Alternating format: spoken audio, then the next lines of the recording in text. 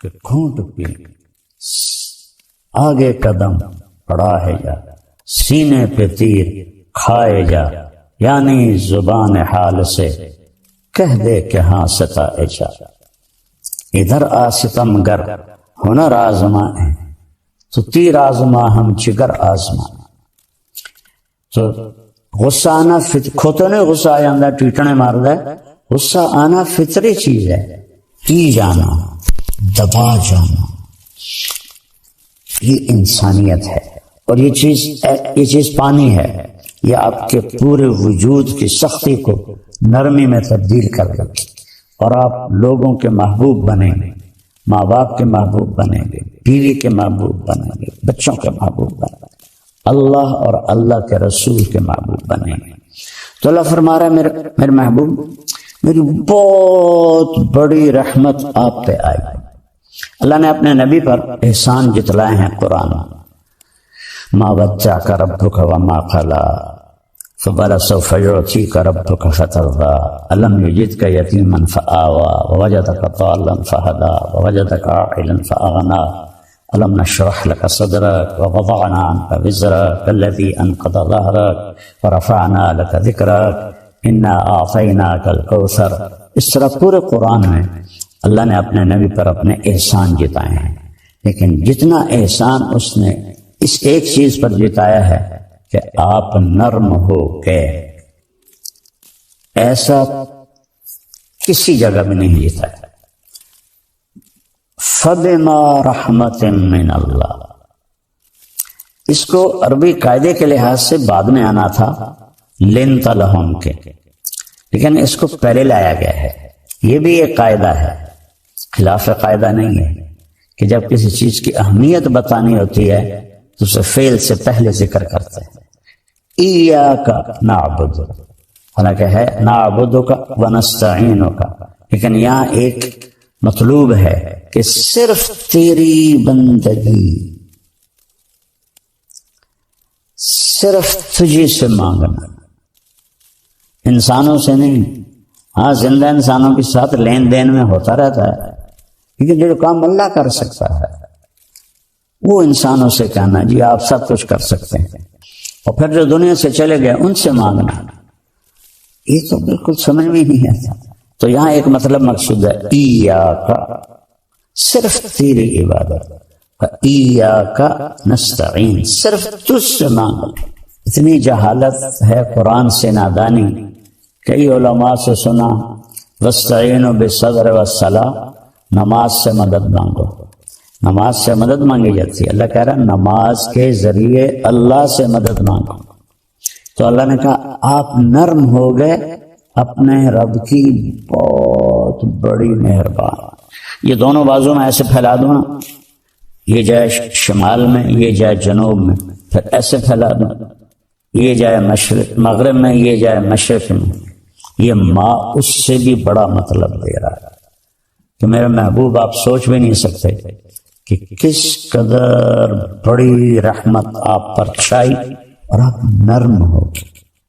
پھر آگے اللہ بتاتے ہیں اگر آپ کا لہجہ سخت ہوتا، فظن، آپ کے بول میں ٹانٹنگ ہوتی، طنز ہوتا، غلیظ القلب، مزاج میں سختی ہوتی، لن فضوا من حولک، یہ آپ کے صحابہ آپ کو چھوڑ جاتے۔ لیکن لفظ کا مطلب یہ نہیں ہے، لفظ کا مطلب ہے کہ بھاگ جاتے، جدھر جس کا منہ آتا ادھر بھاگ۔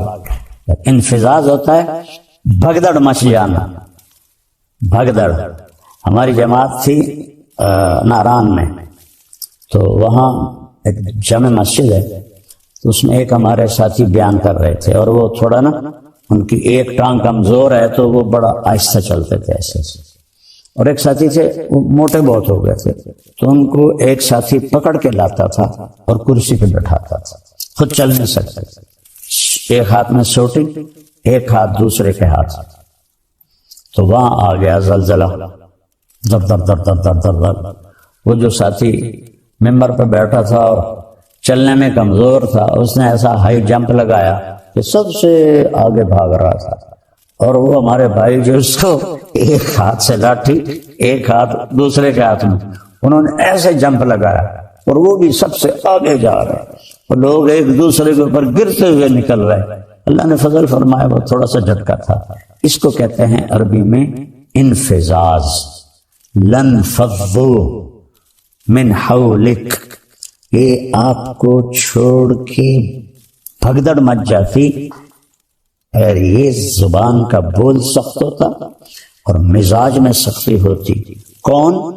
رضی اللہ عنہ، جن کو اللہ کہہ رہا ہے میں ان سے راضی ہو گیا، جن کو اللہ کہہ رہا ہے کلن وعد اللہ الحسنى۔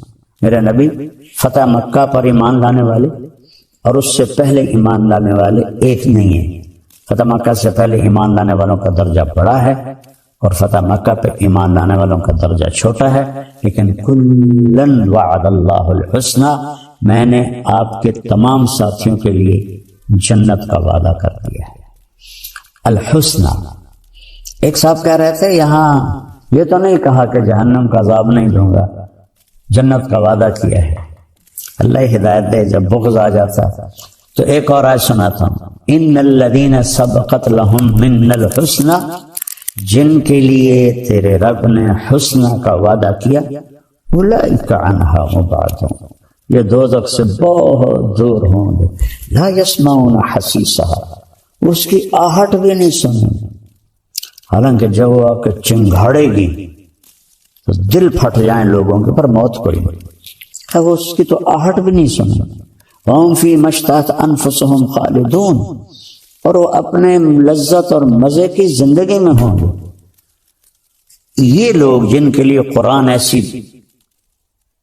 تعریف کرتا ہے، اور صلح حدیبیہ والے لقد رضی اللہ عن المؤمنین، صلح حدیبیہ میں شرکاء سے میں راضی ہو گیا، اور بدر والے صحابہ کے بارے میں اللہ کے نبی نے فرمایا کہ میرے رب نے کہا ہے بدر والے جو مرضی کرے میں نے معاف کر دیا۔ اللہ کہہ رہا ہے یہ بھاگ جاتے، تب اگر میرا مزاج سخت ہوگا تو میرے بیوی بچے میرے قریب کیسے ہیں؟ میں بار بار ان کو تانے دوں گا، طنز کروں گا، برا بھلا کہوں گا۔ ایک واقعہ یاد آ گیا، آپ حج میں تھے، آخری حج، تو حضرت صفیہ رضی اللہ عنہ کا اونٹ بیمار ہو گیا، تو حضرت زینب بنت جہش کے پاس 2 اونٹ تھے، تو آپ نے کہا زینب تو اپنا اونٹ صفیہ کو دے دے۔ زینب اور حضرت عائشہ برابر کی ٹکر تھی، لیکن حضرت عائشہ سے آپ کو عشق زیادہ تھا، یہ پھوپھی کی بیٹی تھی حضرت زینب بنت جہش، تو وہ آخر بشر ہیں، کوئی فرشتے تھے، ان کے منہ سے نکلا یہودن کو دے دو۔ حضرت صفیہ بنو قریظہ سے تھی، حی بن اخطب جو بنو قریظہ کا سردار تھا اس کی بیٹی تھی۔ یہود کی بدبختی ہے کہ ان کے بڑے یہاں مدینہ میں آباد ہوئے تھے کہ جب آخری نبی آئے گا نا تو ہم اس پہ ایمان لے آئیں گے، ہماری نسلیں اس پہ ایمان لے آئیں گی۔ تو جب آپ تشریف لائے تو حی بن اخطب یہ اس کے قبا کے آگے رہتے تھے، انہوں نے اپنے بھائی ابو یاسر کو بھیجا کہ جا دیکھ کے آ کہ وہی نبی ہے یا کوئی اور ہے۔ تو حضرت صفیہ فرماتی میں چھوٹی تھی تو میرے چچا کی عادت تھی جب بھی وہ کہیں باہر سے آتے تھے تو آتے ہی پہلے مجھے اٹھاتے تھے، پیار کرتے تھے، گود لیتے تھے، سینے سے لگاتے تھے۔ تو شام کو واپس آئے وہ تھکے ہارے، تو کہنے کہ میں بھاگی کہ آپ مجھے اٹھائیں گے، تو انہوں نے مجھے ایسے دھکا دے دیا۔ میں بڑی حیران ہوں کہ آج دھکا کیوں دے دیا؟ تو کہنے کہ میں نے سنا تو میرا باپ پوچھ رہا تھا کیا دیکھا؟ کہنے لگا ہوا وہی وہی آخری نبی ہے۔ حی بن اخطب کہتا ہے ہوا کیا واقعی وہی ہے؟ واللہ ہوا اللہ کی قسم وہی ہے۔ تو حی بن اخطب کہتا ہے پھر کیا سوچا ہے؟ کا عداوت ہو ما حییت، مرتے دم تک اس کی دشمنی کروں گا اور ایمان نہیں لاؤں گا، ایسی بدبخت۔ تو پھر خیبر کی اس میں خندق کی جنگ کے بعد ان سب کو قتل کر دیا گیا تھا. تو حضرت صفیہ کے بارے میں حضرت زینب کے منہ سے نکلا یہودن کو دے دوں. تو آپ نے کچھ کہا نہیں، لیکن آپ کو اتنا صدمہ ہوا کہ ذوالحج کا پورا مہینہ بات نہیں کی، محرم کا پورا مہینہ بات نہیں کی، سفر میں ربیع الاول میں تو آپ دنیا سے چلی گئے، سفر میں کوئی تاریخ کہیں نہیں یاد مجھے، آدھا سفر کا مہینہ 2.5 مہینے اپنی بیگم سے بات نہیں کی. اس کی وجہ سے اتنا اثر آپ پر ہوا. تانا دیں لا تلمزوا انفسکم، اللہ کہہ رہا ہے اپنے آپ کو تانا نہ دو. یعنی اگر میں تانا دیتا ہوں طیب کو تو میں اپنے آپ کو دے رہا ہوں. کیا خوبصورت اللہ نے لفظ بولا، لا تلمزوا انفسکم. تو اللہ کے نبی اتنا اس پر آپ کے دل پہ رنج آیا، آپ نے کہا کچھ نہیں، لیکن پورے 2.5 مہینے آپ نے بات نہیں کی، نہ گھر گئے. تو حضرت زینب فرماتی میں تو نا امید ہو گئی کہ اب تو کبھی بھی نہیں آئیں گے، ہمیشہ کے لیے ناراض ہو گئے. کہ ایک دوپہر میں نے دیکھا ایک سایہ پہلے آیا، دھوپ سورج پیچھے تھا، تو میں نے سائے سے پہچان لیا کہ اللہ کے نبی آ گئے.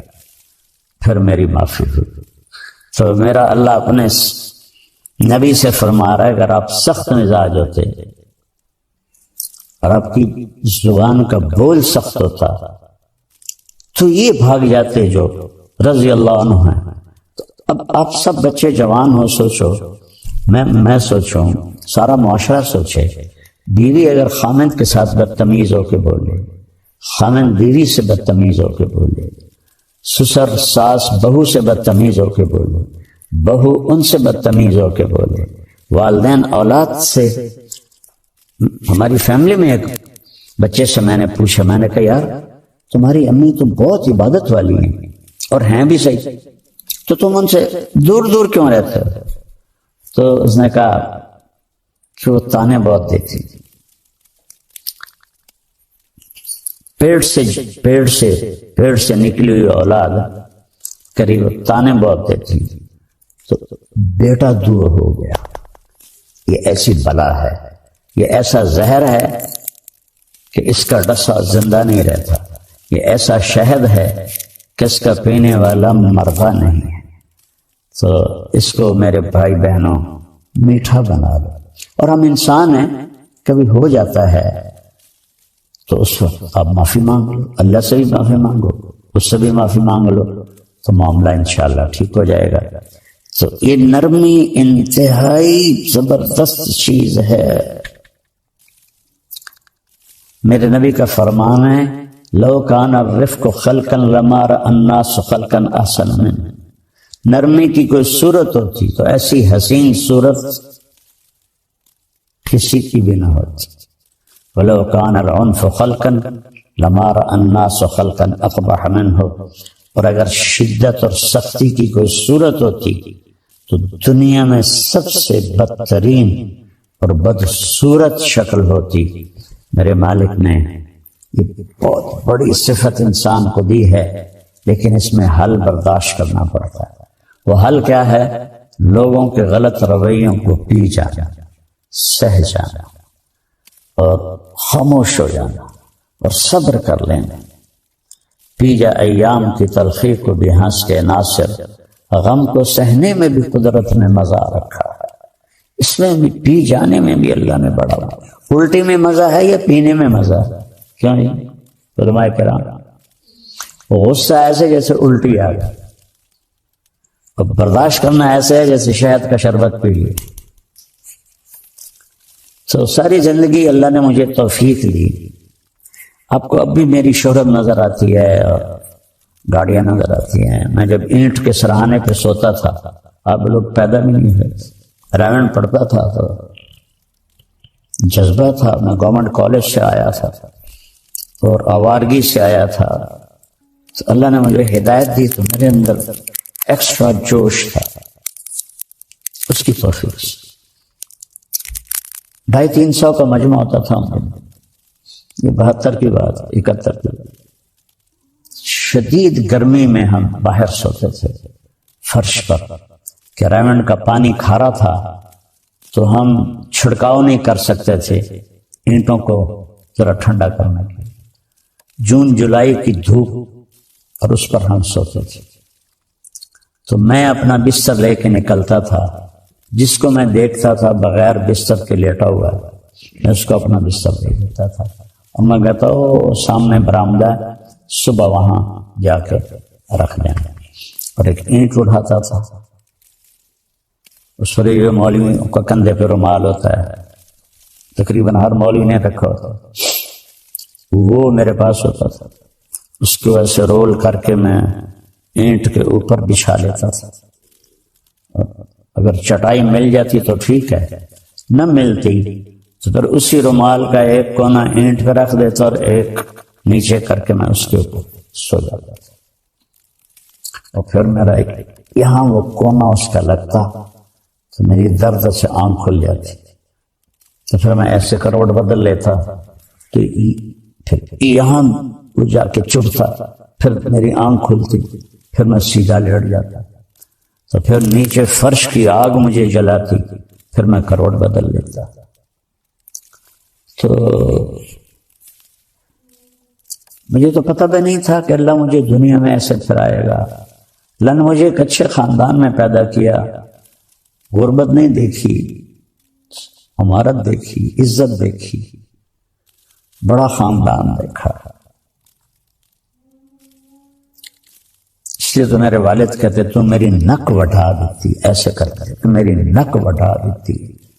شریک گنج زمینداروں میں مولوی بن جاتے ہیں، کیا پوچھنا ہے تینوں، تو مولوی بن کے کی کرنا، باقی بیٹا پتا تو موت پہ چلے گا، اس سے پہلے کوئی دعویٰ نہیں۔ اللہ کی قسم کروڑ دفعہ آخری سانس تک انسان خطرے،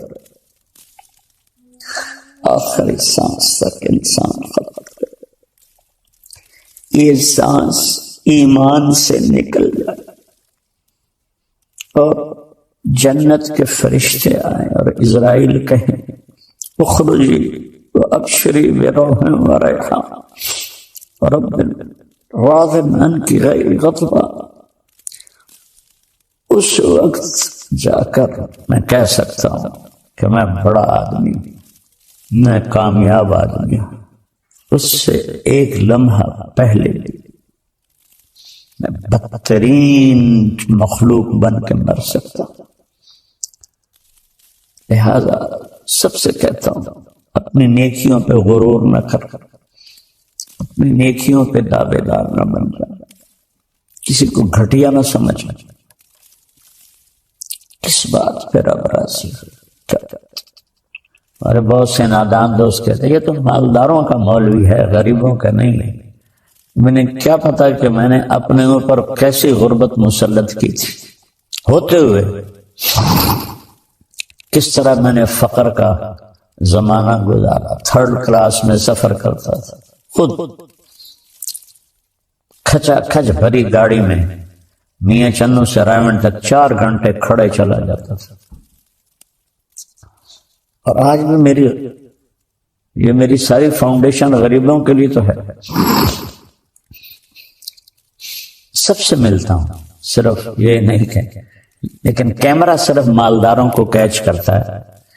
جب میں طوائفوں سے جا کے ملا، وہ تو کیپچر نہیں ہوتا نا، تو پھر کہتے ہیں بس یہ تو مالداروں کا مولوی ہے۔ میں مالداروں سے لینے تھوڑا ہی جاتا ہوں، اللہ نے مجھے بھی ایک اچھے گھر، بڑے گھر میں پیدا کیا، میرے رب کا گھر، میرا باپ ایک سردار آدمی تھا، میری تو میں کوئی فخر کا بول بولوں یا بڑائی کا بول، اللہ مجھے مردود ہونے سے بچا۔ سلمان فارسی رضی اللہ تعالیٰ عنہ کو قریش نے تانا دیا، اور تو ایرانی ہے ہم قریشی ہیں، فرمانے لگے بھائی میں تو ایرانی بھی نہیں، ان ثقلت موازینی فانا کریں، اگر قیامت کے دن میری نیکیاں بڑھ گئیں پھر میں تمہیں بتاؤں گا کہ میں بڑی عزت والا، میں خفت موازی فانا لئی، اگر میری نیکیاں گھٹ گئی میں کوئی فخر سے نہیں کہہ رہا ہوں، کیا ساری دنیا ایک مچھر کے پر کے برابر نہیں ہے، شکرانے کے طور پہ کہہ رہا ہوں۔ میں مالداروں سے کچھ مانگنے نہیں جاتا، ان کو دینے جاتا ہوں۔ اور یہ مالدار لوگ عام مولوی کی بات سنیں، اب تھوڑا کیا سوچو تو صحیح، میں ان کے برابر کہوں تو وہ میری بات سنتے ہیں اور دین پہ آتے ہیں، زندگیاں بدلتے ہیں۔ وما لم يشاء لم يكن اعلم ان الله على كل الله احاط به واشهد ان لا اله الا الله وحده لا شريك له ان سيدنا ومولانا محمدا عبده ورسوله اعوذ بالله من الشيطان الرجيم وكذلك جعلناكم امه وسطا۔ رمضان کی سب سے بڑی تیاری کیا ہے کہ اپنے دلوں کو صاف کر لو پہلے سے، کہ جس دل میں نفرت ہو، بغض ہو، کسی کے لیے غصہ ہو، کسی کے لیے کیا کیا جذبے ہوں، دل صاف کرنا۔ ہمارے گھروں میں روزانہ جھاڑو ہوتا ہے، یہاں مدرسے میں روزانہ صفائی ہوتی کہ نہیں ہوتی؟ کیونکہ دنیا کی اصل گندگی ہے تو جھاڑو ہاتھ سے نہیں چھوٹ سکتا۔ حرم شریف میں دیکھا کیسے چاروں طرف خدام پھر رہے ہوتے ہیں برش لے کر، تو دل پہ غبار ایسے آتا ہے جیسے صحن میں غبار آتا ہے، دل پہ گندگی ایسے آتی ہے جیسے صحن میں آتی ہے۔ تو ہم نے نظام بنایا ہوا ہے، لوگ وہ کر رہے ہیں، وہ روزانہ جھاڑو دیتے ہیں۔ تمہارا دل ایک آنگن ہے، ایک صحن ہے، اس میں بغض، نفرت، حسد، پتہ نہیں کیا کیا گندگیاں آئیں گی اور آتی رہیں گی۔ بچوں ایک کام کرو، جھاڑو پکڑ لو، صاف۔ یا اللہ معاملہ تجھ سے کرنا ہے، لوگوں سے نہیں۔ کسی نے برا کہا، کسی نے غیبت کی، کسی نے گالی دی، کسی نے دھکا دیا، کسی نے حق مارا، کسی نے کچھ کیا، یا اللہ تیرے سپر میں نے اپنے دل کو سب سے صاف، میں نے اپنے دل کو سب سے صاف کیا۔ یہ اتنی بڑی عبادت ہے کہ بڑے بڑے نفلوں والے، تہجد والے، حج عمرے روزے والے تمہیں نہیں پکڑ سکے، کیونکہ اس کا کرنے والا دنیا میں کوئی نہیں۔ نفل پڑھنے والے تو بے شمار ہیں، عمرے کرنے والے بے شمار ہیں، علماء بے شمار ہیں، حاجی بے شمار ہیں، سخاوت کرنے والے بے شمار ہیں، لیکن اس ٹکڑے کو صاف کرنے والا لاکھوں میں ایک بھی نہیں۔ مشکل کام آپ یہ سیکھیں، صاف صاف صاف۔ یہ رمضان کی سب سے بڑی تیاری اور علم کو حاصل کرنے کی سب سے بڑی چابی ہے کہ اپنے دل کو کھلا کرنا۔ کوئی چیز خالی ہوگی تو کچھ آئے گا۔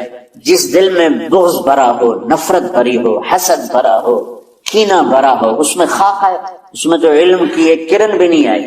زبان سے چاہے جتنے مرضی موتی بکھیرے، دل اس کا اندھا ہو۔ لا تعمل ابصار ولكن تعمل قلوب التي في الصدور۔ یہ آنکھوں سے اندھے نہیں، دل سے اندھے۔ بچوں اپنے دل کو صاف کرنا۔ تو کتنی مشہور حدیث ہے، آپ نے کہا اس دروازے سے ایک جنتی آ رہا، ایک انصاری صحابی داخل، جوتا ہاتھ، داڑھی میں وضو کا پانی۔ اگلے دن اس دروازے سے ایک جنتی آ رہا ہے، تو ایک صحابی آئے، ہاتھ میں جوتا، داڑھی میں وضو کا پانی، وہی صحابی۔ اگلے دن اس دروازے سے ایک جنتی آ رہا ہے، تو وہی صحابی 3 دن جنت کی بشارت لیے۔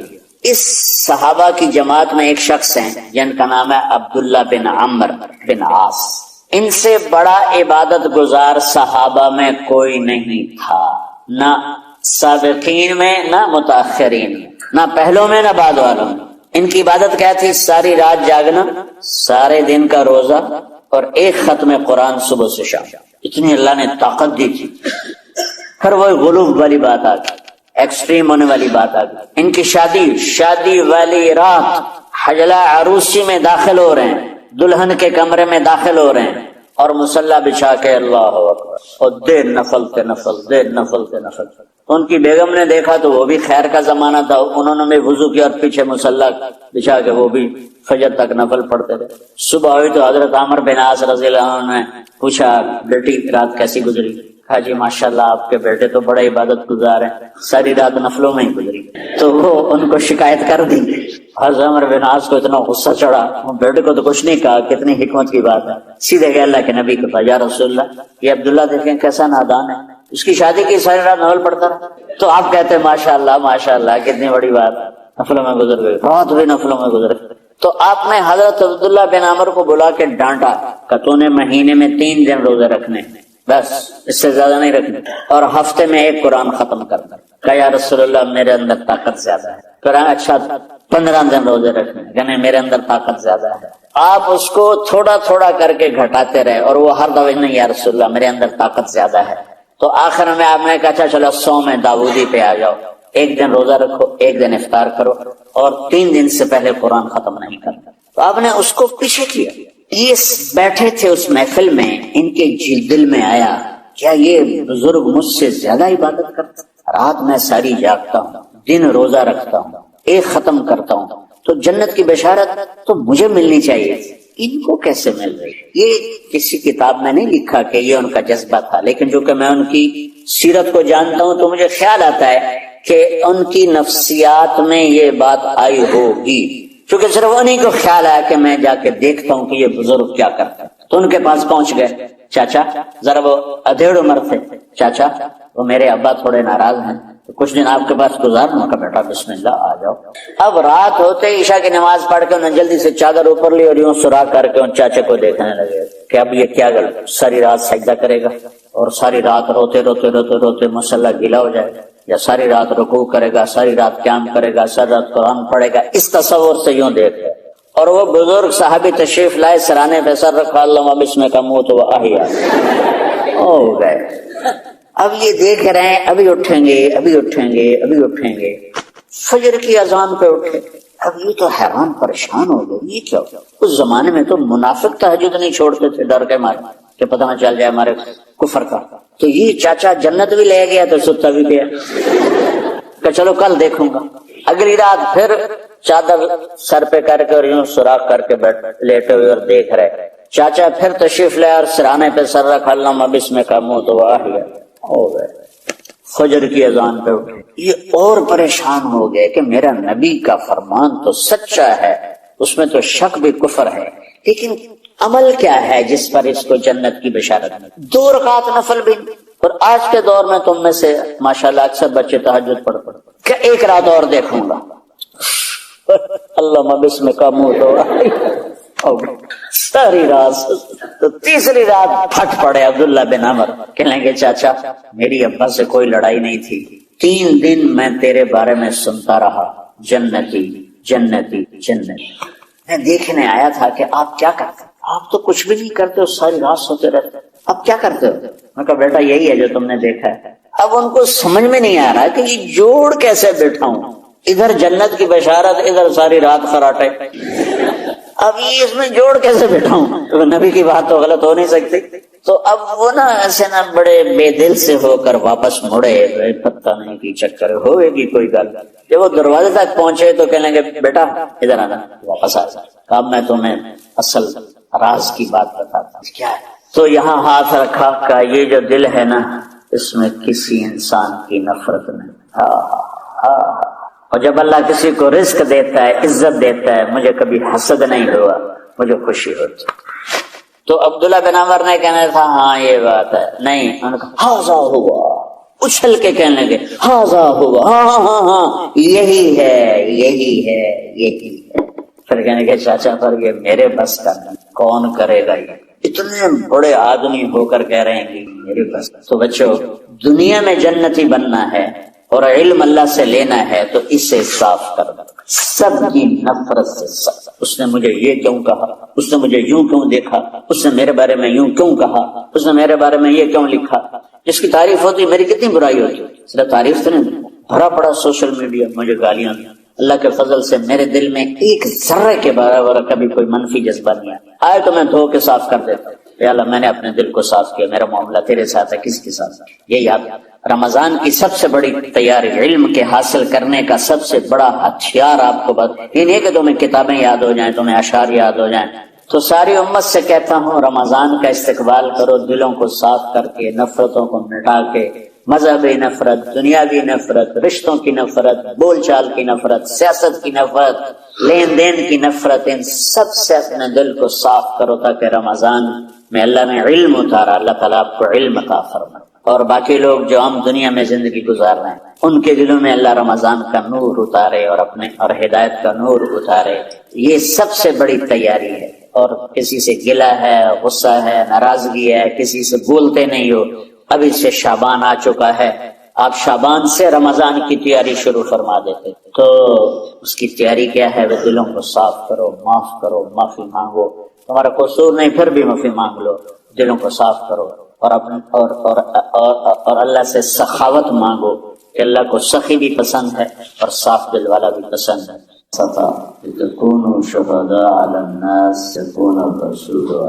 رمضان میں چونکہ سارا علم اترا تو مجھے خیال آیا کہ ہمیں رمضان میں چھٹی کرنا تو ایک ایسی عادت ہے، کوئی سنت تو ہے نہیں، تو مجھے رمضان میں پڑھائی کروانی چاہیے، چاہے تھوڑی ہوگی، روزے کی بھوک بھی ستائے گی اور رات کے جاگنے کی وجہ سے نیند بھی ستائے گی، لیکن اس میں ایک لفظ سینکڑوں لفظوں پہ بھاری ہوگا غیر رمضان۔ تو میں کراچی گیا اور مفتی تقی صاحب دامت برکاتہم سے سب سے پہلے جا کے مشورہ کیا کہ حضرت میں چاہتا ہوں کہ رمضان میں چھٹی نہ ہو، پڑھائی ہو۔ اس وقت رمضان سردیوں میں تھا تو وہ بڑے خوش ہوئے، کہنے لگے تو بہت اچھی بات۔ اصل میں ہمارے اکابر نے رمضان میں چھٹیاں اس لیے رکھی تھیں کہ سارا سال تو عبادت ہوتی ہے بالواسطہ، پڑھنا پڑھانا عبادت ہے ایک واسطے کے ساتھ، اور روزہ، نفل، تہجد، تلاوت یہ عبادت ہے بلا واسطہ۔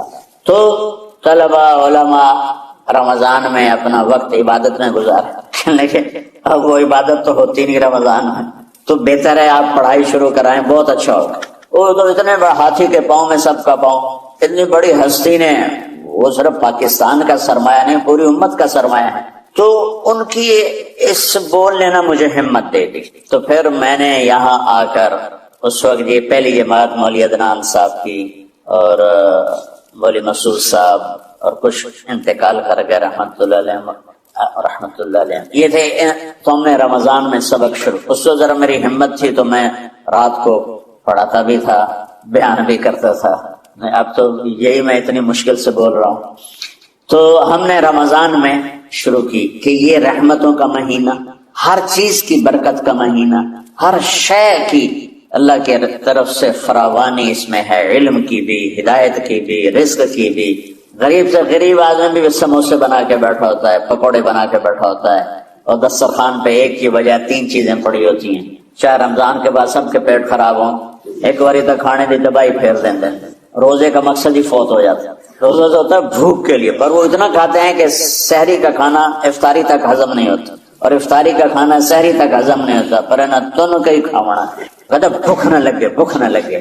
وہ بھوک لگنے کے لیے تو روزہ ہے، ایک تو یہ جسم کو صاف کرتا ہے، دوسرا غریبوں کے غربت کا احساس پیدا کرتا ہے کہ جو بھوک تو آج برداشت کرتا ہے، غریب روزانہ یہ بھوک برداشت کرتا ہے۔ تو اللہ کے غریبوں کا، غریب بندوں کو کی خدمت کر، ان تک اپنے مال پہنچا، اپنا اللہ نے دیا ہے تو ان کو بھی اس میں شریک کر، قبر میں لے جائے گا۔ تو اللہ تعالیٰ نے میرے دل میں یہ ڈالا، تو ہم نے تعلیم رمضان میں شروع، کیونکہ قرآن رمضان میں اترا، انجیل رمضان میں اتری، زبور رمضان میں اتری، تورات رمضان میں اتری، پھر اللہ نے اس مہینے کا نام خود رکھا شہر رمضان، شہر رمضان، اس میں شب قدر رکھی، اس میں رات کی ایک نماز۔ اچھا، پہلی امتوں پہ روزہ فرض تھا افطاری سے افطاری، افطاری سے افطاری، بہت شدید تھا، 24 گھنٹے کا روزہ، بس افطاری کے بعد آنکھ لگ جاتی تو روزہ اگلا شروع ہو جاتا۔ تو ہم پر بھی پہلے ایسے ہی روزہ اترا، افطاری سے افطاری۔ تو ابن سرمہ رضی اللہ تعالی عنہ اونٹ چرانے والے تھے، وہ شام کو لوٹے تو بیوی سے پوچھا کوئی افطاری کا سامان ہے؟ کہا ہے تو نہیں، میں کہیں سے لے آتی۔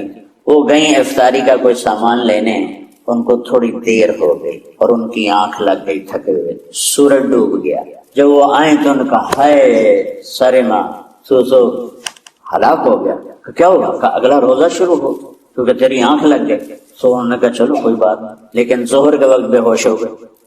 ایک روایت میں آتا ہے نماز پڑھنے آئے اور گر گئے، اور ایک میں آتا ہے گھر میں بے ہوش ہوئے۔ تو جو بھی صورتحال تھی اللہ کے نبی کو پتا چلا۔ کیا ہوا؟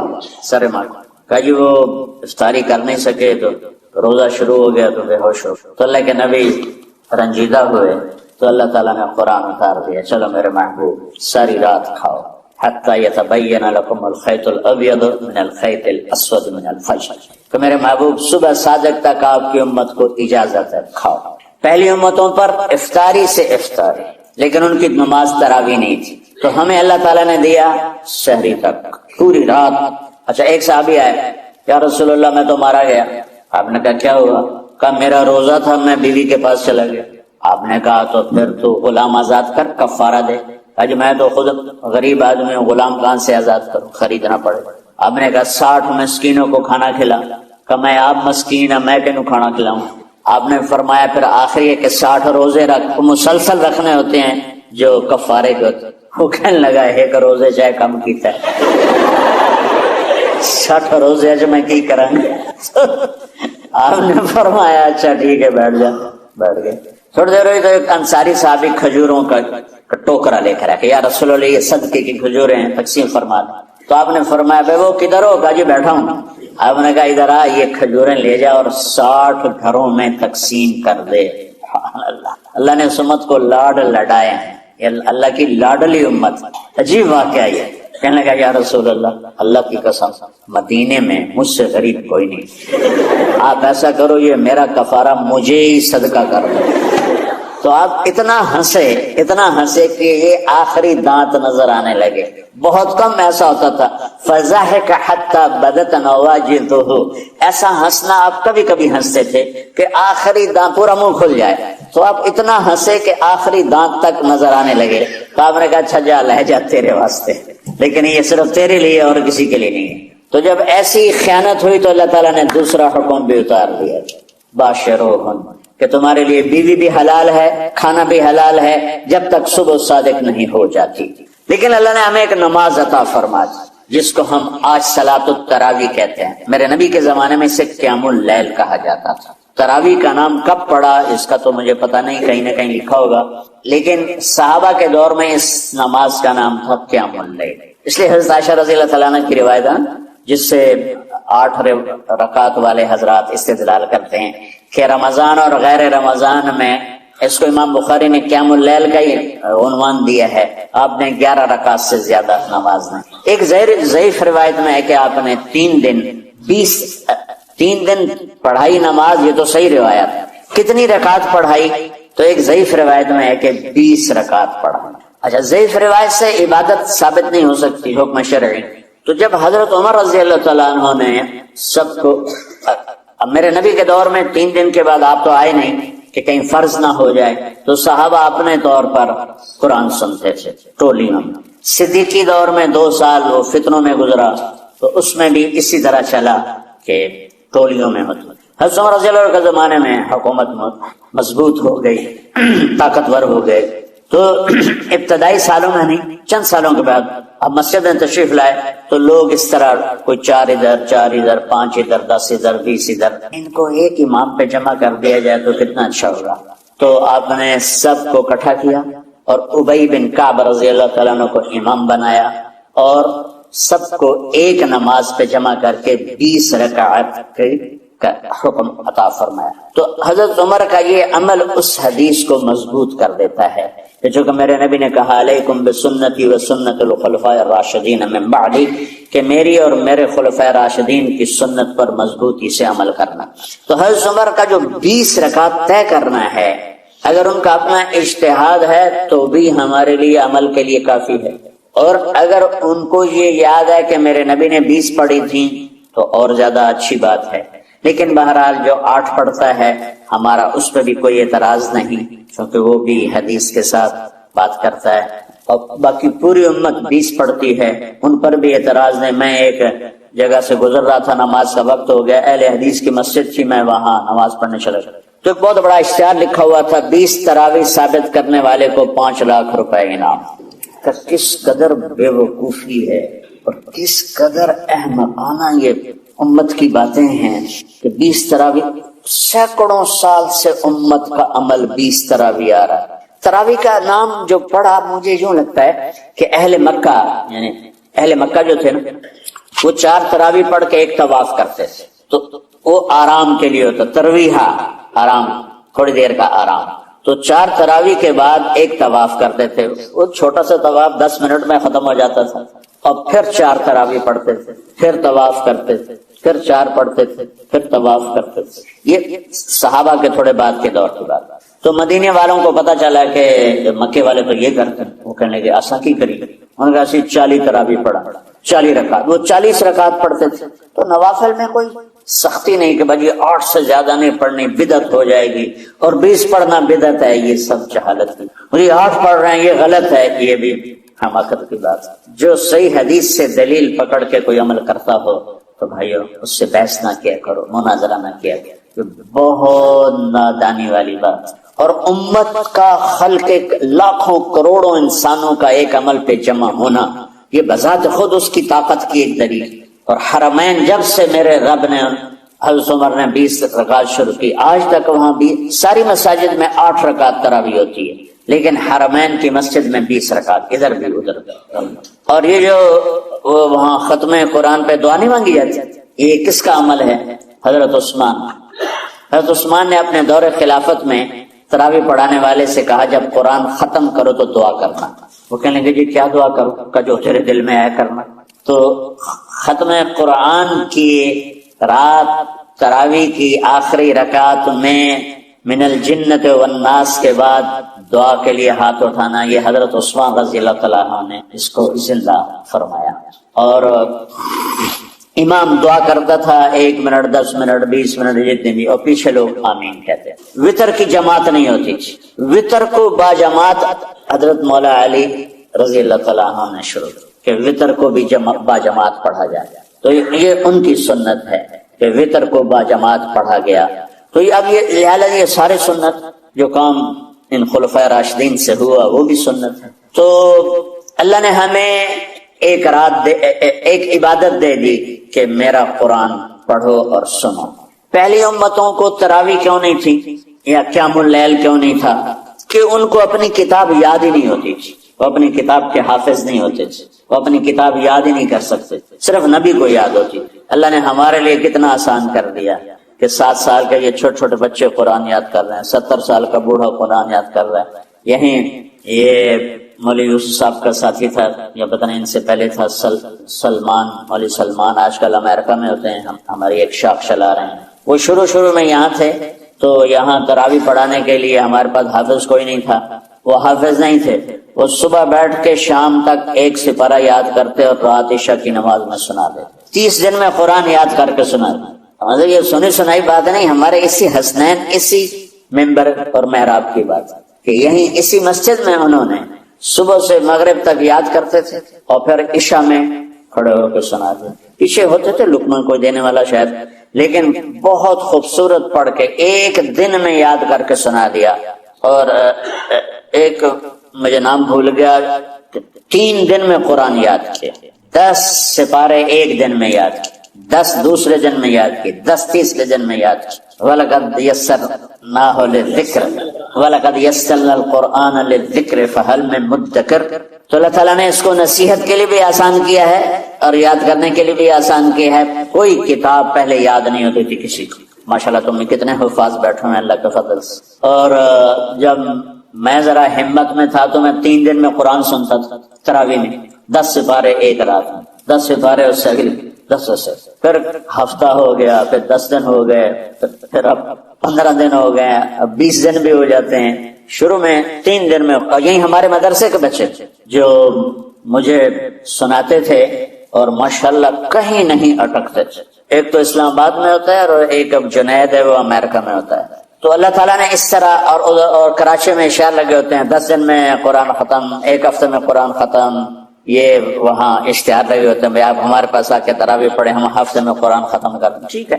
تو اللہ نے ہمیں رات کی نماز عطا فرمائی، اور چونکہ یہ ایک مشقت ہے تو میرے نبی نے کہا یہ رات کی نماز کے ہر سجدے پر 1500 نیکی لکھی جاتی، 1500 نیکی لکھی جاتی. اور اللہ تعالیٰ ہر سجدے پر جنت میں ایک محل بناتا ہے جس کے 60,000 سونے چاندی کے دروازے ہوتے، اور ایک درخت اس کے لیے لگاتا ہے جس کے نیچے 100 سال گھوڑا دوڑ سکتا ہے. تو رمضان کا اہتمام آپ رجب سے شروع فرما دیتے تھے. میرے نبی نے 9 رمضان دیکھے، 9 رمضان اپنی زندگی میں، 9 رمضان. 10ویں رمضان سے پہلے آپ اللہ کے پاس چلے گئے. آپ کی زندگی میں روزے فرض ہونے سے آپ کی وفات تک 9 رمضان، اور میں قربان جاؤں اپنے نبی پر، اپنی امت پہ کیسی شفقت تھی۔ آپ سحری کھاتے تھے بالکل آخری وقت، ادھر بلال اذان دے رہا ہے اور ادھر آپ آخری لقمہ کھا رہے ہیں، اور ادھر سورج نیچے ہوا اور آپ کھجور منہ میں۔ ایک آدمی اوپر کھڑا ہوتا تھا، مدینے میں تو وہ چھت پہ، گھر کی چھت پہ کھڑا ہوتا تھا، سفر میں ہے تو کسی پہاڑی پہ کھڑا ہوتا تھا۔ جو ہی سورج کا کنارہ نیچے جاتا اب فوراً وہ کہتا یا رسول اللہ قد غربت، تو آپ کھجور منہ میں ڈال لیتے تھے یا پانی، کبھی پانی سے افطار فرماتے تھے، کبھی کھجور سے افطار فرماتے تھے کہ میری امت پہ بھوک کا وقت کم سے کم آئے۔ آج کل جو یہ ہمارے افطاری کے اوقات ہیں، یہ سورج ڈوبنے کے بھی 2-2.5 منٹ بعد کے ہیں کہ احتیاطاً، ٹھیک ہے چلو احتیاط کر لو کوئی مسئلہ نہیں، لیکن اصل ہے ادھر چونکہ اب سورج ہمیں نظر ہی نہیں آتا ہے، اس طرح ہم گھرے ہوئے ہیں شہروں میں، دیہاتوں میں بھی اب اس طرح کا ماحول ہے کہ وہ نظر نہیں آتا ہے، تو بہتر کیا ادھر سورج غائب ہو ادھر لقمہ منہ میں جائے، لیکن یہ تب ہے جب آپ نظر آ رہا ہو۔ اب جب آپ یہاں بیٹھے ہو حسنین میں تو یہاں تو کوئی سورج نظر نہیں آئے گا، یہاں تو منار ہی نظر آئے گا، تو لہٰذا احتیاط ٹھیک۔ ہمارے اہل حدیث بھائی وہ 2 منٹ پہلے ہم سے افطار کرتے ہیں، تو بڑی اچھی بات ہے کہ سورج کے غروب ہونے کا جو اصل وقت ہے اس کے ساتھ ہی افطار کرنا۔ اور سحری میں ایک واقعہ سناتا ہوں، آپ سحری کھا رہے تھے، بکرے کی سری پکی ہوئی تھی، تو مولا علی رضی اللہ تعالیٰ عنہ اور رباز بن ساریہ رضی اللہ تعالیٰ عنہ آپ کے ساتھ کھانا کھا رہے تھے، تو حضرت بلال ہے، یا رسول اللہ وقت ختم ہو گیا ہے، میں اذان دینے جا رہا ہوں، آپ برائے مہربانی کھانا پینا بند کریں، اور یہ کہہ کر چلے گئے۔ چھت، ایک انصاری عورت تھی، اس کے گھر کی چھت پہ چڑھ کے اذان دیتے تھے، چڑھنے لگے تو پھر واپس آئے کہ دیکھوں اللہ کے نبی نے کھانا چھوڑ دیا یا نہیں، آگے دیکھا تو وہ کھا رہے تھے، انہوں نے کہا یا رسول اللہ واللہ لقد اصبحت، یا رسول اللہ اللہ کی قسم سحری کا وقت ختم ہو گیا، صبح ہو گئی، تو آپ نے ہاتھ پیچھے کر دیا، کہہ رہے تیرا بھلا ہو بلال، ابھی وقت باقی تھا، تیرے قسم کھانے پر اللہ نے اس کو پہلے نکال دیا، کہ ان بچوں کو، ان کے استادوں کو علم عطا فرما، اور علم نافع عطا فرما، علم شر سے حفاظت فرما، انہیں پوری امت کے لیے ہدایت کا ذریعہ بنا، پوری انسانیت کے لیے ہدایت کا ذریعہ بنا میرے مولا، اور پوری امت کی حفاظت فرما، اور ہمارے دیش کی حفاظت فرما یا اللہ۔ یہ دیش دشمنوں میں گھرا ہوا ہے، چاروں طرف سے یلغار ہے، اندر بھی باہر بھی، اور تیرے سوا کوئی حفیظ نہیں، تو ہی ہے جس نے آگ کو ٹھنڈا کیا حضرت ابراہیم پر، اور موسیٰ کے لیے علیہ السلام کے لیے سمندر کو پھاڑا، اور مچھلی کے پیٹ میں اپنے بندے یونس کو بچایا، اور چھری کے نیچے سے تو نے اسماعیل کو بچایا۔ میرے مولا تیری قدرتوں کی انتہا نہیں، یہ دیش تیرے نام پہ بنا تھا، لا الہ الا اللہ پہ بنا تھا، بنانے والوں کا نعرہ کانوں میں گونجتا ہے اور کتابوں میں پڑھتے ہیں، پاکستان کا مطلب کیا، لا الہ الا اللہ۔ یا اللہ اس پورے زمانے میں 2 ریاستیں تیرے نام پہ بنی، ایک مدینہ کی ریاست اور ایک پاکستان کی ریاست، لیکن میرے مولا ہم نے تیری اس نعمت کو بہت گندا کر دیا، غلیظ کر دیا، ظلم سے بھر دیا، قتل سے بھر دیا، چوری سے بھر دیا، ڈاکے سے بھر دیا، جوئے شراب زنا سے بھر دیا، سود سے بھر دیا، کھوٹ سے بھر دیا، بددیانتی سے بھر دیا، ماں باپ کی نافرمانی سے اسے گندا کر دیا، ظلم و ستم، گالی گلوچ سے، نمازیں چھوڑ کر، روزے چھوڑ کر یا اللہ۔ لیکن اس کے باوجود وہ لوگ جنہوں نے اس کے لیے قربانیاں دی تھیں، اور 6 لاکھ انسان ذبح ہوئے تھے، وہ سارے مخلص تھے، ان کا خون تیرے نام پہ بہا تھا، ان کی طفیل میرے مولا اس ملک کی حفاظت فرما، اس کے حکمرانوں کی، اس کے تاجروں کی، اس کی فوج کی، اس کی پولیس کی، اس کے تمام سرکاری محکموں کی، اور تمام دنیاوی محکموں کی، اور تمام یا غیر سرکاری محکموں کی، اور بازاروں کی، اور کھیتوں کی، دیہاتوں کی، شہروں کی، چاروں صوبوں کی حفاظت فرما یا اللہ۔